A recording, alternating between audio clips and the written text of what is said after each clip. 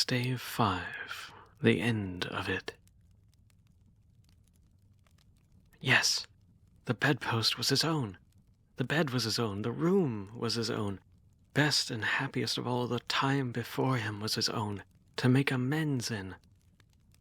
I will live in the past, the present, and the future, Scrooge repeated as he scrambled out of bed. The spirits of all three shall strive within me. Oh, Jacob Marley, heaven and Christmas time be praised for this. I say it on my knees, old Jacob, on my knees. He was so fluttered, so glowing with his good intentions, that his broken voice could scarcely answer to call. He had been sobbing violently in his conflict with the spirit, and his face was wet with tears. They're not torn down, cried Scrooge, folding over his bed curtains in his arms. They're not torn down, rings and all. They're here. I am here. The shadows of the things that would have been may be dispelled. They will be. I know they will. His hands were busy with his garments all the time, turning them inside out, putting them on upside down, tearing them, mislaying them, making them parties to every kind of extravagance. I don't know what to do, cried Scrooge, laughing and crying in the same breath. I'm as light as a feather. I'm as happy as an angel. I'm as merry as a schoolboy, as giddy as a drunken man. A Merry Christmas to everybody. A Happy New Year to all the world. He had frisked into the sitting room, and was now standing there perfectly winded. There's the saucepan that the gruel was in, cried Scrooge, starting off again, going round the fireplace. There's the door by which the ghost of Jacob Marley entered. There's the corner where the ghost of Christmas present sat. And there's the window where I saw the wandering spirits. It's all right. It's all true. It all happened. Really, for a man who had been out of practice for so many years, it was a splendid laugh Scrooge mustered, a most illustrious laugh. The father of a long line of brilliant laughs. I don't know what day of the month it is, said Scrooge. I don't know how long I've been among the spirits. I don't know anything. I'm quite a baby. Never mind, I don't care. I'd rather be a baby. He was checked in his transports by the churches ringing out the lustiest peals he had ever heard. Clash, clang, hammer, ding, dong, bell. Bell, dong, ding. Oh, glorious, glorious. Running to the window, he opened it and put out his head. No fog, no mist. Clear, bright, jovial, stirring, cold. Cold, piping for the blood to dance to. Golden sunlight, heavenly sky, sweet fresh air, merry bells. Oh, glorious, glorious.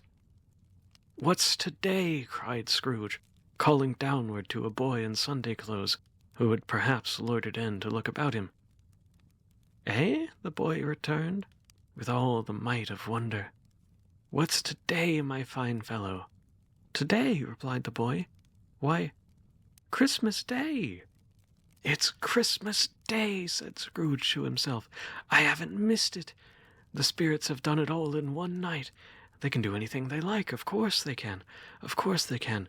Hello, my fine fellow. Hello, returned the boy. Do you know the poulterers in the next street but one, at the corner? Scrooge inquired. I should hope I did, replied the lad. Ah, an intelligent boy, said Scrooge. A remarkable boy. Do you know whether they've sold the prize turkey that was hanging up there? Not the little prize turkey, the big one. What, the one as big as me? What a delightful boy, said Scrooge. It's a pleasure to talk to him. Yes, my buck. It's hanging there now. It is. We'll go and buy it. With what? Exclaimed the boy. No. I am in earnest. Go, buy it, and tell them to bring it here, that I might give them the direction where to take it. Come back with the man, and I'll give you a shilling. Come back with him in less than 5 minutes, and I'll give you half a crown. The boy was off like a shot. He must have had a steady hand at a trigger who could have got a shot off half so fast. I'll send it to Bob Cratchit's, whispered Scrooge, rubbing his hands and splitting with a laugh. He shan't know who sends it. It's twice the size of Tiny Tim. Joe Miller never made such a joke as sending it to Bob's will be. The hand in which he wrote the address was not a steady one. But write it he did, somehow, and went downstairs to open the street door, ready for the coming of the poulterer's man. As he stood there, waiting his arrival, the knocker caught his eye. "I shall love it, as long as I live," cried Scrooge, patting it with his hand. "I scarcely ever looked at it before. What an honest expression it has on its face. It's a wonderful knocker. Ah, and here's the turkey. Oh, how are you? Merry Christmas." It was a turkey. He never could have stood upon his legs, that bird. He would have snapped 'em short off in a minute, like sticks of a sealing wax. "Why, it's impossible to carry that to Camden Town," said Scrooge. "You must have a cab."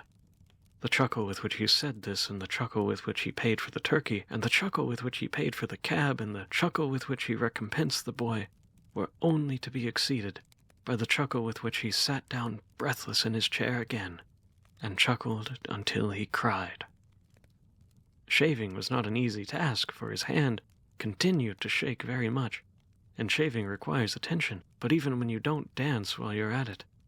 Even if he had cut the end of his nose off, he would have been but a piece of sticking plaster over it and been quite satisfied. He dressed himself all at his best, and at last got out into the streets. The people were by this time pouring forth as he had seen them, with the ghost of Christmas present, and walking with his hands behind him, Scrooge regarded everyone with a delighted smile. He looked so irresistibly pleasant, in a word, that 3 or 4 good-humored fellows said, "Good morning, sir, a Merry Christmas to you," and Scrooge said often afterwards that of all the blithe sounds he had ever heard, those were the blithest in his ears. He had not gone far when, coming on toward him, he beheld the portly gentleman who had walked into his counting-house the day before, and said, "Scrooge and Marley's, I believe." It sent a pang across his heart to think how this old gentleman would look upon him when they met, but he knew what path lay straight before him, and he took it. "My dear sir," said Scrooge, quickening his pace, "how do you do? I hope you succeeded yesterday. It was very kind of you. A Merry Christmas." "Mr. Scrooge?" "Yes," said Scrooge, "that is my name, and I fear it may not be pleasant to you. Allow me to ask for your pardon, and will you have the goodness—" Here Scrooge whispered in his ear. "Lord bless me," cried the gentleman, as if he had his breath taken away. "My dear Mr. Scrooge, are you serious?" "If you please," said Scrooge, "and not a farthing less. A great many back payments are included in it, I assure you. Will you do me that favor?" My dear sir," said the other, shaking his hand, I don't know what to say to such munificent—" "Don't say anything, please," retorted Scrooge. "Come and see me. Will you come and see me?" "I will," cried the old gentleman, and it was clear that he meant to do it. "Thank you," said Scrooge. "I am much obliged to you. I thank you 50 times. Bless you." He went to church and walked about the streets. He watched the people hurrying to and fro, patted children on the head and questioned beggars, looked down into the line of kitchens and houses, up to the windows, and found that everything could yield him pleasure. He had never dreamed that any walk, that anything, could give him so much happiness.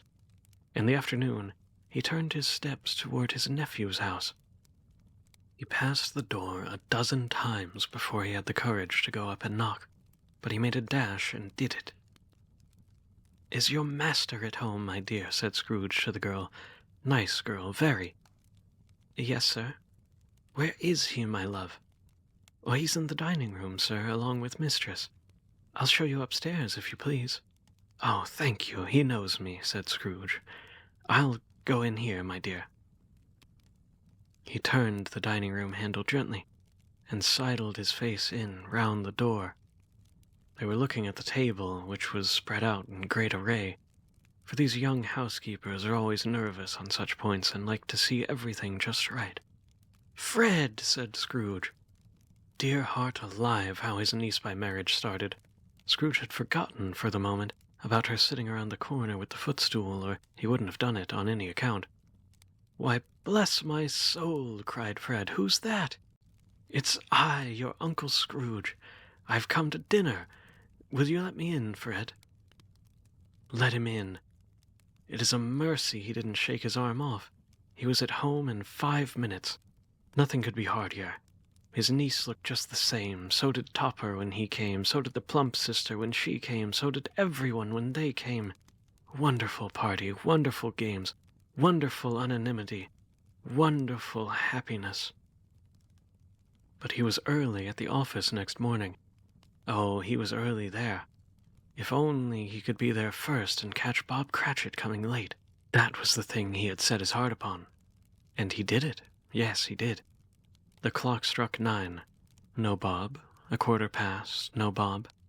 He was full 18 minutes and a half behind his time. Scrooge sat with his door wide open that he might see him come into the tank. His hat was off before he opened the door. His comforter, too. He was on his stool in a jiffy, driving away with his pen as if he were trying to overtake 9 o'clock. "Hello!" growled Scrooge in his accustomed voice, as near as he could feign it. "What do you mean by coming in here at this time of day?" I'm very sorry, sir," said Bob. I am behind my time." "You are?" repeated Scrooge. "Yes, I think you are. Step this way, sir, if you please."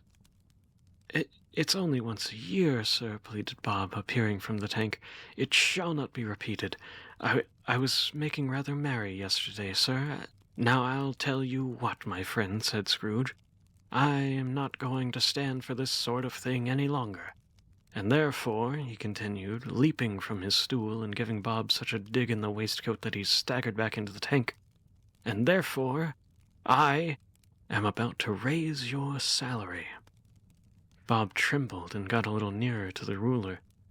He had a momentary idea of knocking Scrooge down with it, holding him and calling to the people in the court for help in his strait waistcoat. "A Merry Christmas, Bob," said Scrooge, with an earnestness that could not be mistaken, as he clapped him on the back. "A merrier Christmas, Bob, my good fellow, than I have ever given you, for many a year. I'll raise your salary and endeavor to assist your struggling family, and we will discuss your affairs this very afternoon over a Christmas bowl of smoking bishop, Bob. Make up the fires and buy another coal scuttle before you dot another I, Bob Cratchit." Scrooge was better than his word. He did it all and infinitely more. And to Tiny Tim, who did not die, he was a second father. He became as good a friend, as good a master, as good a man, as the good old city ever knew, or any good old city could ever know in the entire good old world. Some people laughed to see the alteration in him, but he let them laugh, and heeded little to them, for he was wise enough to know that nothing ever happened on this globe for good at which some people did not have their fill of laughter in the outset, and knowing that such as these would be blind anyway, he thought it quite as well that they should wrinkle up their eyes in grins, and have the malady in less attractive forms. His own heart laughed, and that was quite enough for him. He had no further interaction with spirits, but lived upon the total abstinence principle ever afterwards, and it was always said of him that he knew how to keep Christmas well, if any man alive possessed the knowledge. May that be truly said of us, and of all of us. And so, as Tiny Tim observed, God bless us, every one.